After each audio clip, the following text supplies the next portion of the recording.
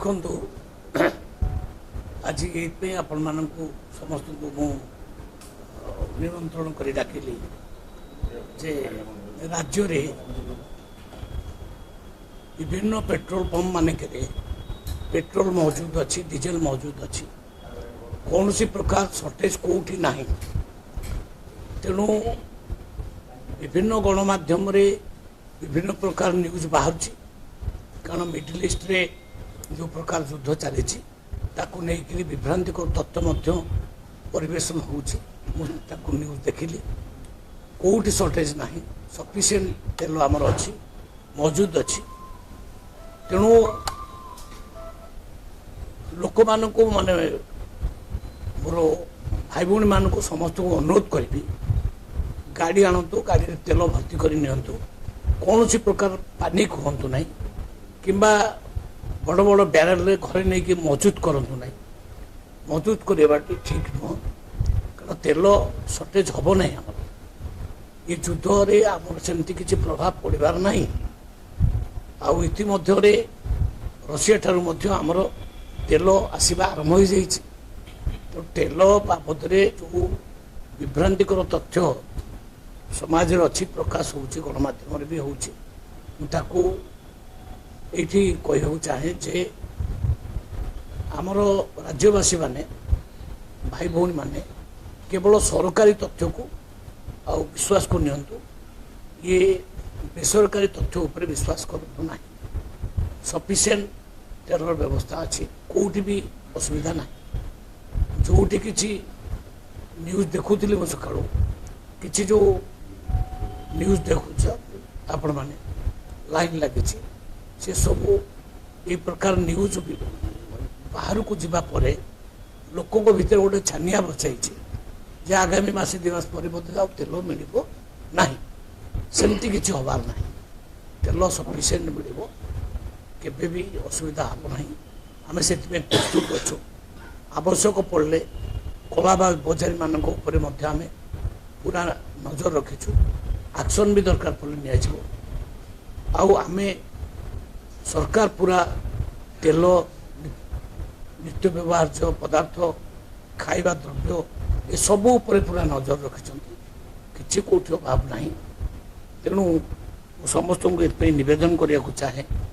ओडिशार प्रत्येक नागरिक को निवेदन करने चाहे ये मैटर रे पैनिक हबार कौन सी आवश्यकता ना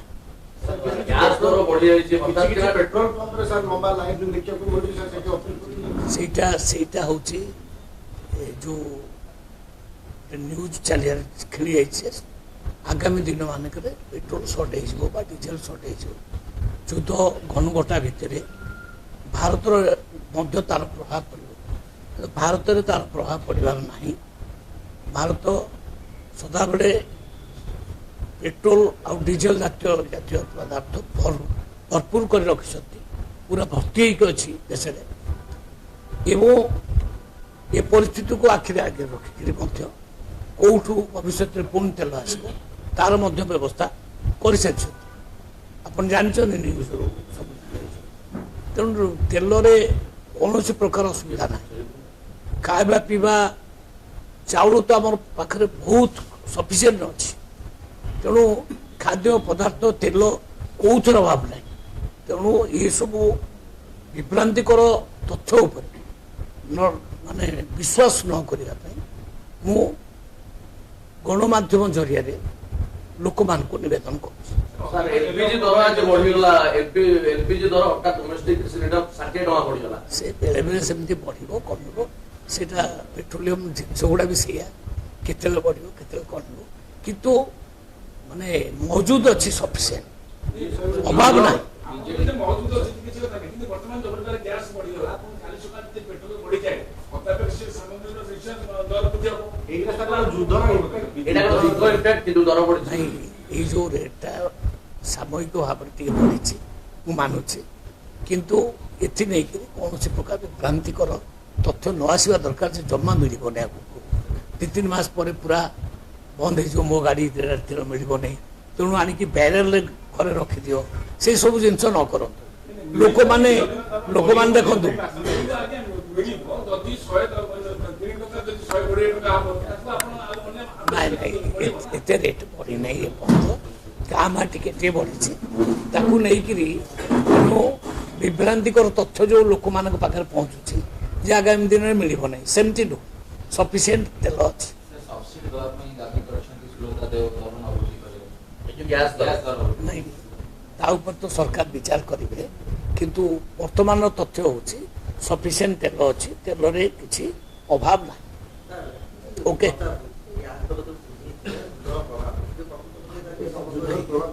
ଶୁଣନ୍ତୁ ଯୁଦ୍ଧର ତ ପ୍ରଭାବ ସବୁଠି ପଡ଼ିବ